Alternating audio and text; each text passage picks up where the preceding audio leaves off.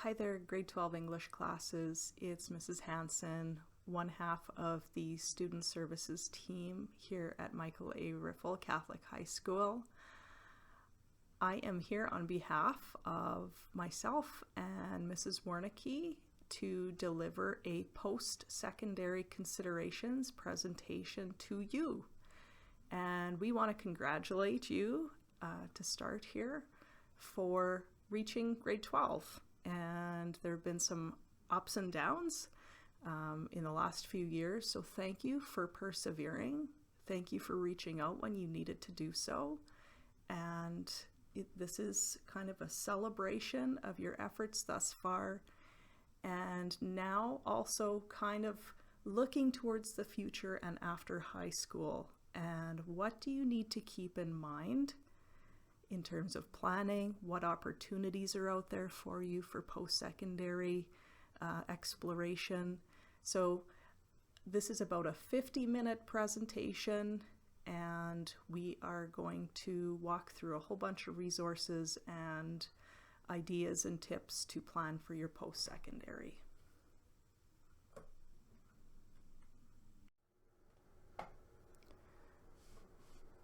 We would like to begin, as always, with a prayer and land acknowledgement.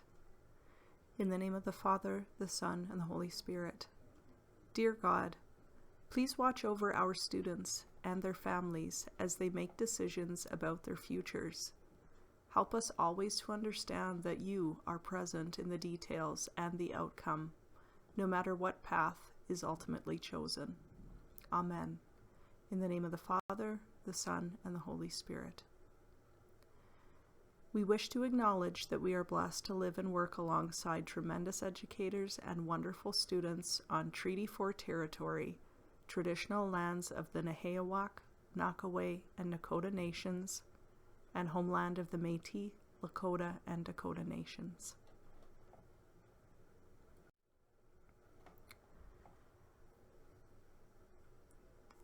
The possibilities for you, grade 12s, are limitless. Here's just a sample of post-secondary offerings here across Canada. And there are many more around the world and in the USA.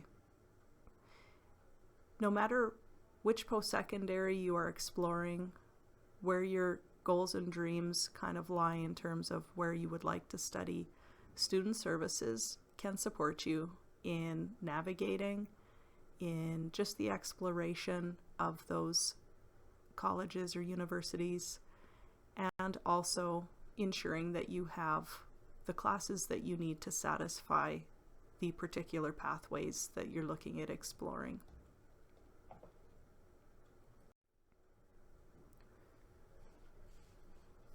Throughout this presentation, I'm going to be referencing Riffel Student Services website in particular. Here's a screenshot to show you how to get to Riffel Student Services website. Oftentimes in announcements, we will ask students to visit Riffel Student Services website, and oftentimes there are registration links or different information pieces located there. So here's how you get there. Under the red circle, and there's a drop-down menu of different aspects of the website.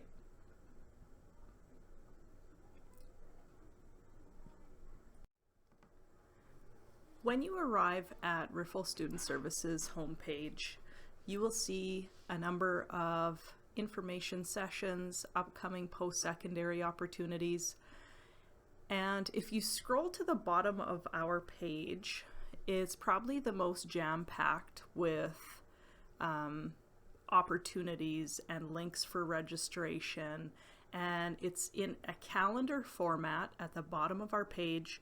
And anytime we get new opportunities for you in terms of post-secondary career fairs or different virtual learning sessions, we will plug them into that calendar. So it is really a one-stop shop.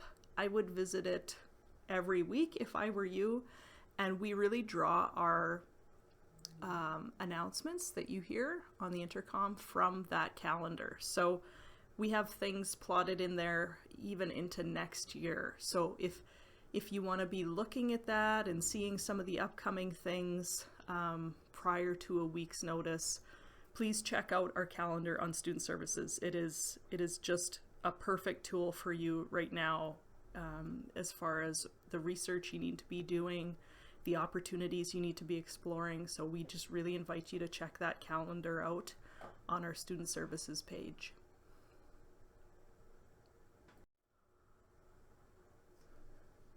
As you know, the list of prospective graduates has been posted. We posted it earlier this semester in ELA classrooms, and we ask that you review it for accuracy in terms of spelling of your name, preferred name, and so on.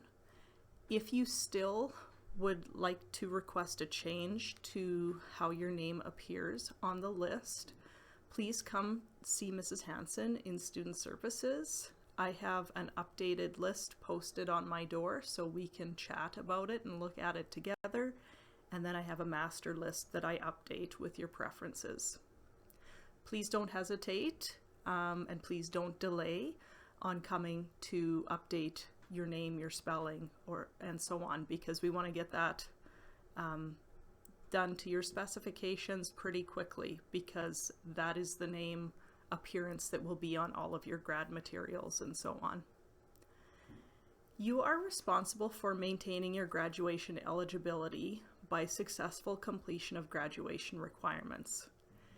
And throughout your time here at Riffel, you have probably reviewed credits in some form or fashion with your parents or with friends, or maybe even with us in Student Services, in terms of, do you have the classes that you need for your grade level? Are you on the right math or science pathway? All those sorts of questions. They've probably entered your mind, and you probably had a conversation with somebody along the line about credits and how many you need and what they need to be. We really urge you to come and pick up a personal graduation checklist from Student Services. It is also one of those helpful tools that is located on our Student Services website. So if you head to our website and just scroll down the main page of our website, you will find it there, and you can click on it, print it off, and all that sort of fun stuff. But you can pick up a paper copy from Student Services, and we can chit-chat about it when you come pick it up, or you can take it and fill it in on your own. And if you have questions, just let us know. But it is nice to see what you have completed and kind of credit yourself as far as all the work that you have done towards that finish line of 24 credits and ultimately graduation.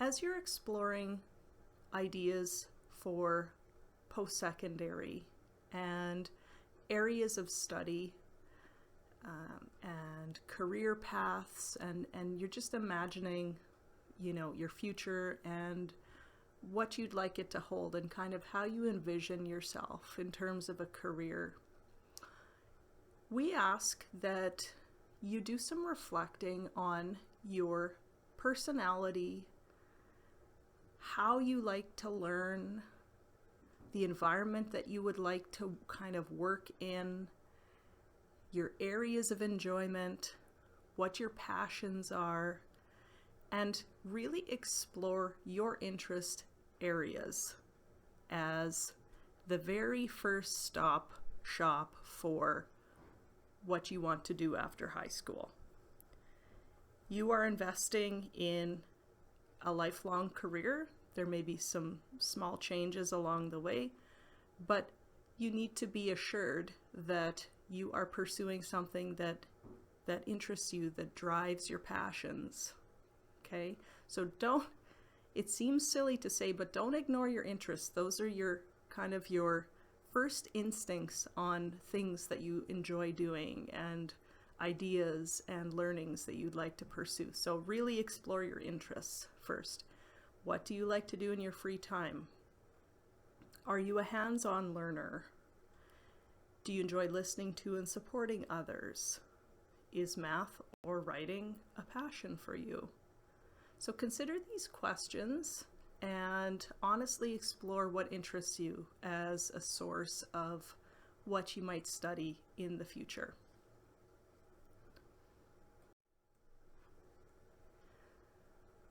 Student Services will guide you to a few resources if you come and chat with us. Of course, Mrs. Warnicki and myself, we are good human resources to consult with, just to throw ideas out there and to visit with and to do some exploration and to point you in certain directions for information. We might point you in the direction of something called My Blueprint, which is an online program that all students in Saskatchewan can access. My Blueprint has a number of quizzes and kind of personal profile exercises. They're kind of fun to complete, but they also serve to point you in certain directions or give you some guidance or insights into how you learn, how that might translate into a career. The quizzes maybe ask questions about things that you're interested in or ways that you learn, and kind of create a profile of careers or different kind of post-secondary pathways. Maybe you've considered them already, but maybe there are some that would pique your interest as far as exploring them a little bit further. So we encourage you to set up your My Blueprint account if you haven't already. And if you have questions about it or it's not quite working out, to come to Student Services and we can give you the startup details on My Blueprint. But once again, on our Riffel Student Services site, in the drop-down menu, there is a little place to click that is called My Blueprint, and it can give you all sorts of guidance on how to get into My Blueprint. But if you run into any issues, please come see us. Consulting with your parents, your teachers, elders, coaches, clergy, and any other support people in your life, people that know you and have worked with you and have watched you kind of progress in your high school career. They are a wealth of knowledge to be consulted, and it's often really neat to be consulted and to have students come and ask. So any of those people listed there would likely be very open to and excited about having a conversation with you about your future. So consult widely and just gain some ideas and wisdom from those who love you and support you in all aspects of your life. Run your ideas past them. Just see where their feedback takes you. And the primary thing to take away here would be, do not take this journey alone. It is the post-secondary exploration journey. It can be kind of daunting and overwhelming, but as I said at the start of this slide, Mrs. Warnicki and myself are here to support you, and please come see us, and we'll probably call on you in the next few weeks to just see where you're at with post-secondary, but also ask some other folks that are in your life and invested in you and see what ideas they have.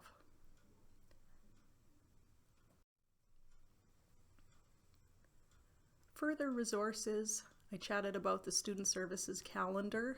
That's just that one-stop shop of all the upcoming activities and virtual events and in-person events. Please check out our Student Services calendar, because we plot every single thing that comes our way into that calendar and with registration links and so on. And we also advertise on announcements, so please listen to those as well. So those opportunities are good resources for you to, explore, think about, ask questions. Last but not least, I'm going to just echo it again. Your guidance counselors here we're always here to help you. So if it helps to email us and set up an appointment, or you just want to drop in, we'll be happy to help you. Each post-secondary institution has certain faculties or colleges, and each of those colleges or faculties have specific programs. Okay, and those programs have 30 level credits that are attached to them, specific courses for admission.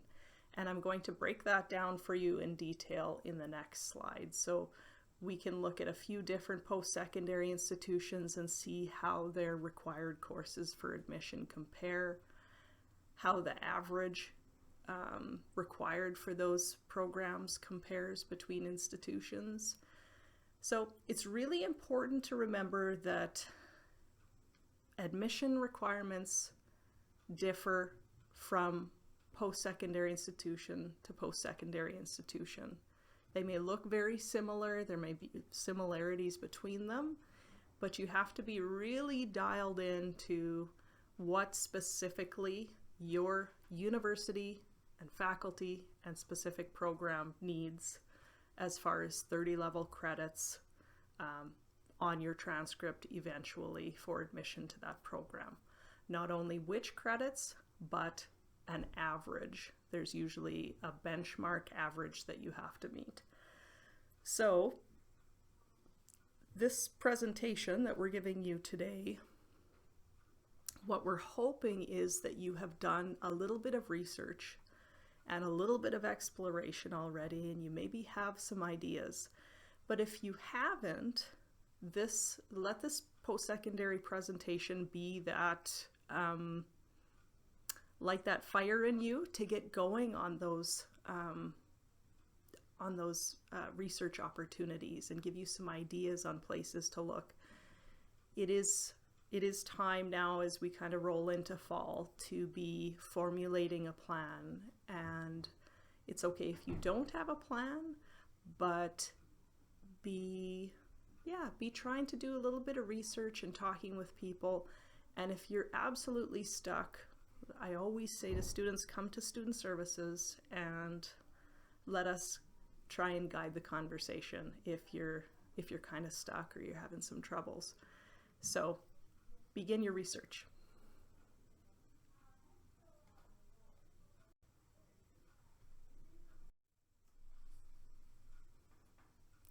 Here are 3 examples of institutions who offer arts degrees: University of Regina, University of Saskatchewan, and University of British Columbia. There are dozens more universities across Canada and the US and around the world that offer arts degrees, but for today we're just going to look at these 3 institutions just as examples side by side so that you can see just the minor distinctions between institutions that offer the same Bachelor of Arts degrees. So first, let's take a look at the University of Regina.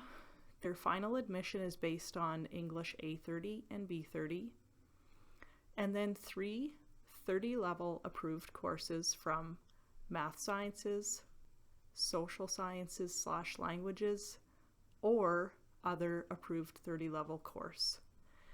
So what that means is there's a huge bank of 30-level approved courses, and they will choose your top 3 solely based on marks. So just imagine a computer system that takes in your grade 12 marks and looks at your application, and then it just automatically chooses those 3 30-level approved courses as from your top 3 marks. So English A30, English B30, and then basically your 3 30-level highest marks outside of those 2 English classes. There are some exceptions. Not every single 30-level class is on the list of approved courses, but by and large, they are present there. And then out of those 5 classes, so your 2 Englishes and then 3 30-level highest marks outside of those 2 Englishes, there's 5 total. So you'll add those 5 marks up, divide by 5, and then your minimum grade there needs to be 70%. Okay. However, if it's between 60 and 70, you may still be admitted to what is called a qualifying year. So a year where you will get a little bit more support and oversight from the University of Regina just to ensure that university is a good fit for you. Next, we move over to the University of Saskatchewan, so same Faculty of Arts degree, different institution. Let's see how they differ in terms of how they calculate your final admission. So we'll just look at comparing the 2 first ones here. So for the U of R, you saw English A30 and B30, but what do you see under the University of Saskatchewan in terms of English?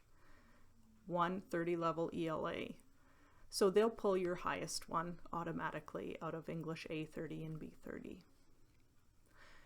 Then, or just above that, is the Foundations Math 30 or Pre-Calculus 30. If you compare that with the U of R, you don't see a specific math requirement, but the U of S has a math requirement, namely Foundations or Pre-Calc. And if you took both, they would just pull the higher of those 2. Then they have kind of a similar kind of catch-all 3 other acceptable 30-level subjects piece, except they place maximums on them. So 3 other acceptable 30-level subjects, they're going to pull your highest. Again, it's always erring on the side of benefiting the student. So your 3 30-level highest marks outside of the Foundations Math or Pre-Calc or that 30-level ELA.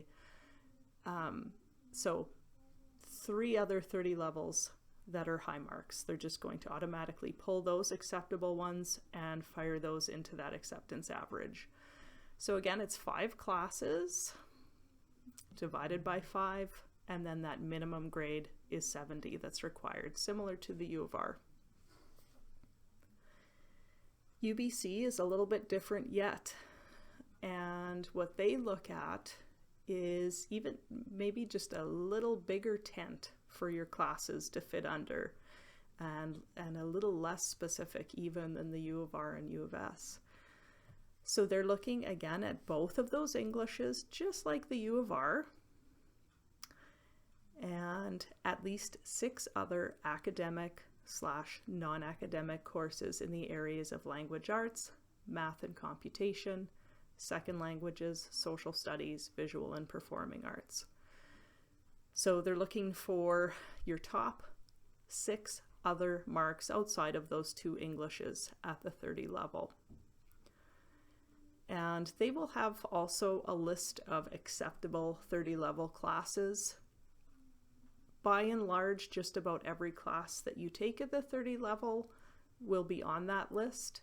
But as I said, they're going to pull the top 6 anyway, so it's just really benefiting you and kind of in your favor in terms of which 6 they'll pull from your transcript.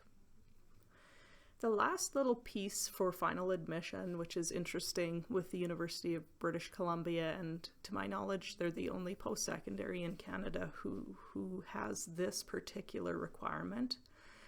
And I'd like to highlight this because it is quite unique. But they require what is called a personal profile, which is a write-up that describes you as a person and a learner. And the UBC has literally thousands of applicants per year, and they devote a great deal of time and energy in terms of collecting this personal profile write-up and then scoring it in a way, having readers score it, and then kind of compiling results into a data type number that they can then put alongside your marks and deem you as a successful applicant. So it's not something to be frightened of. I would look at it as kind of an opportunity, like a unique opportunity to showcase who you are as a person and as a learner, and just put your best foot forward in that write-up. And it seems to be quite a,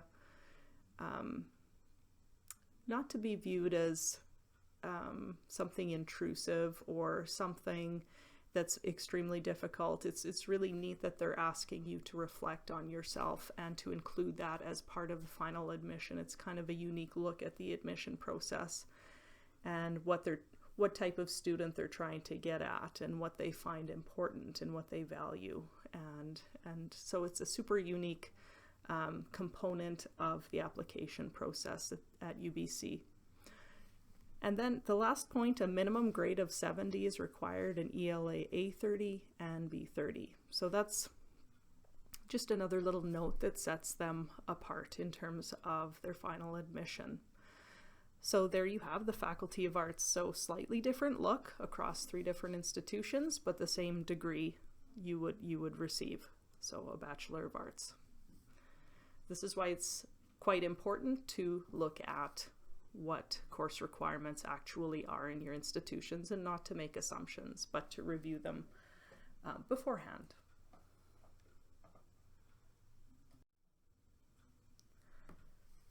So we'll take another look at a career path in terms of engineering across 3 different institutions.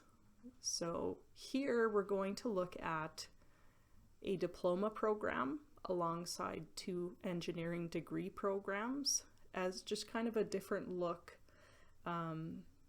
If you're interested in engineering but not interested in pursuing a degree in it, there is another kind of pathway to getting a career in the engineering field, and that is via a diploma through SAS Polytechnic. So let's stack these institutions side by side and just see how each of their final admissions are calculated and what you need in order to apply in terms of marks and classes. So the University of Regina, will start there. It's a degree program. Your final admission is based upon the following 5 classes: ELA A30 and B30, Pre-Calculus 30. Calculus 30 is recommended, but it is not required. So if you happen to take pre-calc and calc, they're only going to slot in that pre-calculus 30 mark into that spot. Chemistry 30, and then physics 30. So those 5 marks add up, divide by 5, minimum average needs to be 70%, and an average of 90% or higher guarantees your major of choice at the U of R engineering program. We move over to the University of Saskatchewan. Their engineering degree final admission is calculated based on the following. So just look at the subtle differences there. So the final admission here for the U of S should look the same as the Faculty of Arts on the previous page. So it'll look familiar. So they need foundations or pre-calculus 30, 130 level ELA, and then 3 other acceptable 30 level subjects. So the U of S really has a general final admission for all programs. So the engineering one looks the same as the arts one. Minimum average of 75 is required. Additional required courses follow. So they're going to look at the top admission and then ensure that you also have on your transcript Pre-Calc 30, Chemistry 30, and Physics 30. Again, Calculus 30 is recommended, not required. And you need a minimum grade of 70 in each of those additional 3 courses that are listed at the bottom. Lastly, SAS Polytechnic has a diploma program, which is not a degree. It is a 2-year course of studies that results in what is called a diploma. And the final admission is based on having your grade 12, so all 24 required courses, all 24 credits going towards your grade 12 graduation. And included within those, you would need to have taken pre-calculus 30 with a minimum of 60%, and then physics 30 has to be among those classes. Admission is first qualified, first admitted. So what that means is those students that apply who achieve the qualifications listed above are first admitted. So students that may be completing grad requirements at the end of semester 1, there are a few out there. Maybe there are students that applied last year and didn't get in, but they meet the qualifications. If they put in another application to this program, they are first qualified and first admitted.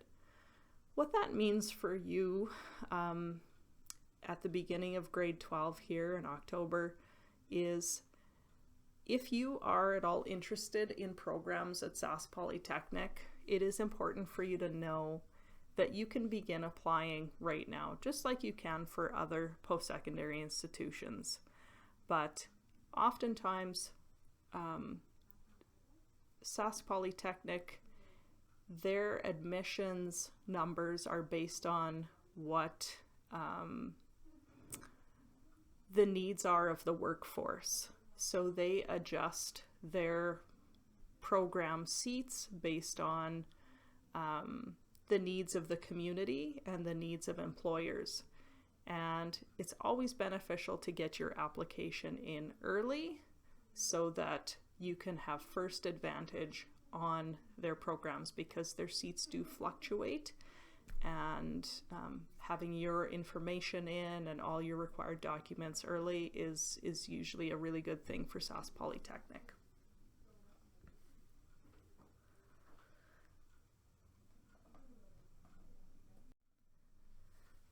Our last example of kind of this stacked institution side by side are post-secondary experiences in business. So we've looked at the Faculty of Arts for just a straight up arts degree. We've looked at experiences in engineering. Now we're going to look at experiences in business. If you're interested in business, what post-secondary options are there? And we are looking at heavy local ones, but as I said, there are numerous institutions across the country and the US that you can also be researching and looking at and asking student services to kind of help you navigate their application processes. So first, the U of R, their business program is direct entry. It doesn't have a qualifying year, which is kind of nice. There are two programs in terms of diploma, so the 2-year program, and 4-year admin degree program. Final admission is based on English A30, B30, and then either foundations or pre-calc 30, whichever is highest. And then your 2 additional highest of any of the following. So the computer will just, without even looking at, without looking at anything other than marks and what are acceptable courses, they will pull your 2 highest marks from that list of possibilities there and slot them in and add them up, divide by 5, and a minimum average of 70 is required.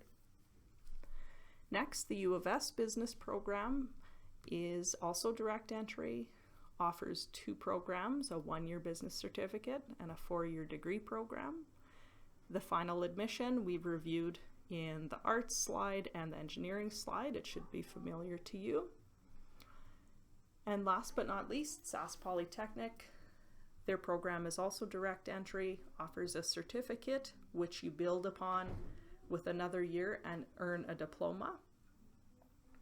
Final admission is straight up grade 12 diploma. There's no math or science specific requirement. So you just need to achieve your grade 12 and you're good to go for their business program. You can build upon that diploma and bridge it into a business degree at the U of R, which is kind of cool. Also something to consider. The application process can be daunting, as I said. The important things to kind of keep your eyes on are the student services page, the calendar on the page, observing key dates and important resources, taking advantage of all of them. When you are ready to apply, taking advantage also of application periods with reduced application fees. And we'll talk about that in a moment, about when that specifically happens for the U of R. Investigate scholarship opportunities within your community. We'll look at the scholarship page later in this presentation and get you thinking about scholarships as well. Then you will await your conditional admission. You will confirm your offer of admission. You will order ministry transcripts. And if you have any questions, you would ask Student Services, because we're here to help.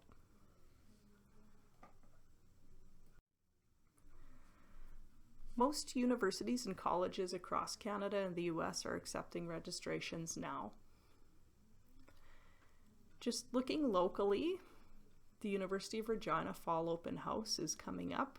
You can listen for announcements. You can also go on our Student Services calendar and click on October and then the 16th, and the link is on there to register.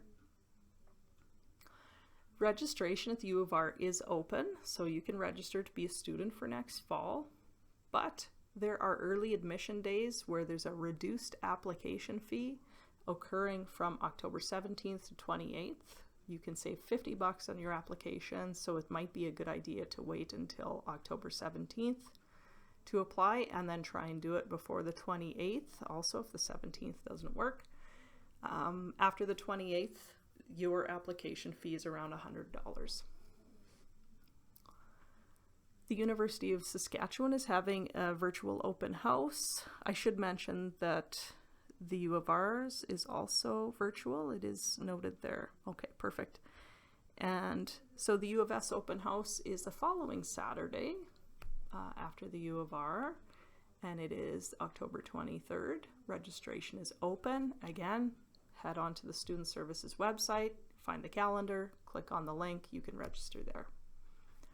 SAS Polytechnic, their open house is virtual and it occurs between October 25th and 28th. Registration is open. Also, you can register for the open house. You can register to be a SAS Poly student next fall. Most programs, as I mentioned, are first qualified, first admitted, so you can apply right now. But if you want to take part in their open house first, it is during those dates, October 25th to 28th. What documents do you need to apply to post-secondary? You need an unofficial transcript and a course schedule. So how do you get them? Where do you get them from? Well, look no further than Student Services. Click on Student Services, and on our kind of main page, you can scroll down and it'll look just like it does on the screen there. Where that red circle is, where it says complete this form to submit your request, that will take you to a Microsoft form. And you'll just fill in your name and you'll maybe give us a little bit of background on where you're applying to. And once you submit it, we get a notification that you would like these two documents, namely the unofficial transcript and the course schedule. And we will produce those and we will email them to your RCSD email account. So that's how you get the two pieces that you need to apply, the transcript and the course schedule. Student Services page, Microsoft form, we email them to you. You have PDFs. You will need them when you complete online applications, where you just drag and drop them into the portal or the actual online application form. After you have applied to your post-secondary schools of choice, you will need to remember to send official transcripts. These are different from the ones that we email you. Okay? These ones are sent directly from the ministry institution to your post-secondary, and they have to travel in that fashion. So how do you do that? Where do you get those from? Well, it's an application form online. Head to Student Services, and you'll see the little drop down there, circle around Ministry Transcripts. You'll click on it, and then you will get to a page that has a really helpful video and a PDF kind of directions, if that works better for you, and then the actual Ministry of Education website link. So I would watch the video, I'd look at the link, and maybe have them kind of going so that you can kind of walk yourself through that process of requesting your transcripts. So you're going to send 3 transcripts to every post-secondary that you apply to. Many students just apply to one post-secondary, but if you're applying to multiple, you will use that Ministry of Education website link to send a transcript right away. You'll drop that into your cart, and then you'll select to have them have your transcript sent after January exams. You'll drop that into your cart on the site, and then after June exams, drop that into your cart. It's a $25 fee to get your transcript sent officially from the ministry to your post-secondary. So check that all out before you come with questions to Student Services. I would try and navigate it myself, see if you can figure it out, and then have your questions kind of based around your experience with trying to navigate the site so that we can help you a little bit better. Financial support is also something to consider. So costs of tuition and supplies, we're going to go through that in another slide.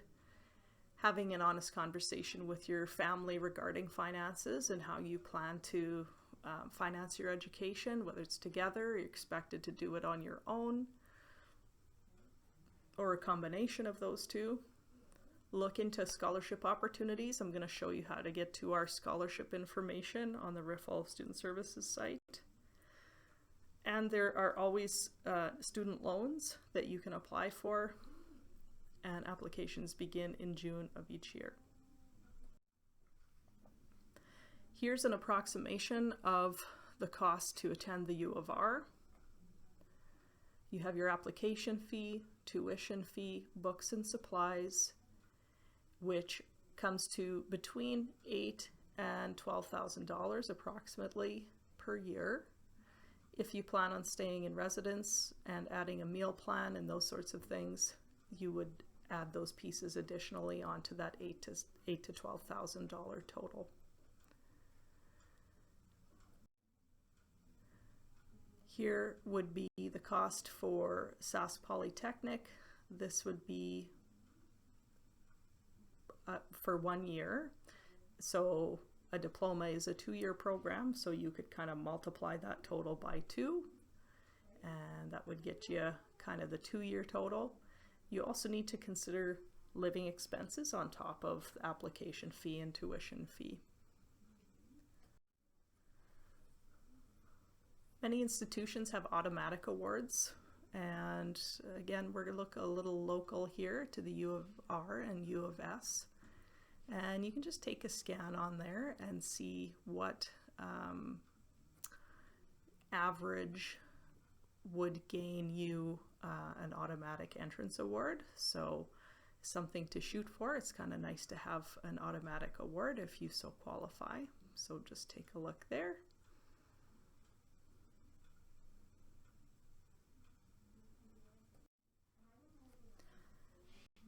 There's a scholarship page on the Student Services website. If you go to the top tab of Student Services and the drop down, there's a scholarships tab that you can select. And the scholarship application process is unique to each applicant. Scholarships are provided by all kinds of agencies and local institutions and churches and sport and culture organizations. If you head to our scholarship page, you will see a PDF document that we add awards to whenever we hear about them.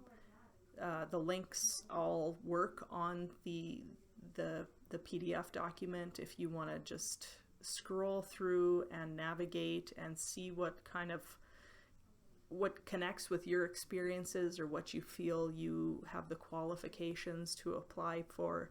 It's really up to you to do your research and to identify the scholarships you want to apply for and to do all of the footwork involved as far as what you need to apply, if you need references, if you need to write an essay, if you need certain marks, if you need certain experiences.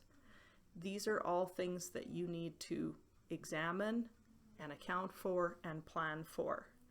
And just a word of kind of a heads up, if you are needing references for any scholarship applications, it's always prudent to give the person that you're asking advance notice, and as much advance notice as possible is always appreciated. So scroll through those pages on the scholarship site, print off the document or scroll through it and identify some scholarships and check out the requirements and try and organize all the things that you need for each scholarship and kind of cover off those pieces one by one. It can be daunting, and you kind of get out what you put into it, so to speak. Some students don't have a lot of spare time to apply for scholarships. Some have more time. Some it just depends on the student. So I would just invite you to check out our page, look at that PDF document, imagine yourself winning the awards, imagine that you are worthy because you are, and select a few and apply for them. And just keep due dates in mind and all the needs of each scholarship, and come to Student Services if you have any questions. We'll be happy to support you. Graduation mass and exercises are slated for Wednesday, June 29th, 2022. We are super excited to walk with you towards that date. We encourage you to read school communications for updates, to listen to announcements for pertinent information. This is why you're here. This is the culminating activity. It's exciting. It's a celebration of your hard work and commitment, and we're just really excited to walk that path with you and to get your post-secondary planning on the go here, so that that's kind of running in the background as we work towards graduation. Lastly, helpful tools. I can't overstate it. I am overstating it. I apologize. Student Services website, please check the calendar, check the scholarship information, do it now. Scroll through all those scholarships, see what applies to you, and get all your ducks in a row as far as what you need to apply. My Blueprint is a great career planning resource. Check that tab out on our Student Services site. I have a couple of links in there. I'm not sure if you can get to them. I'm going to post this presentation on the Riffel Student Services site too, so you could simply Google those resources there if you wish. And as I said, National Student Loans Service Center, if you are needing student loans as a way to fund your application, start doing some research on that process as soon as possible. If you have any questions, I'm sure you will have questions. It is a big, involved process.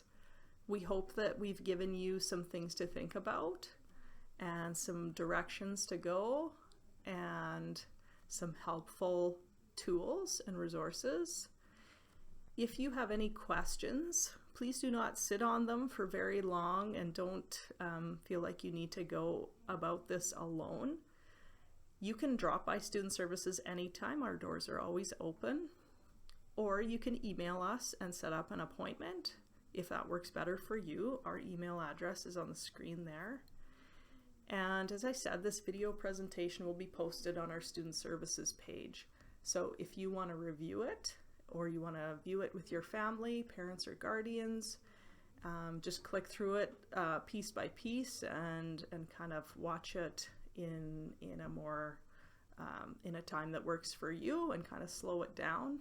By all means, please revisit it. And as I said, our doors are always open in Student Services. We are here to support you, and don't hesitate to reach out.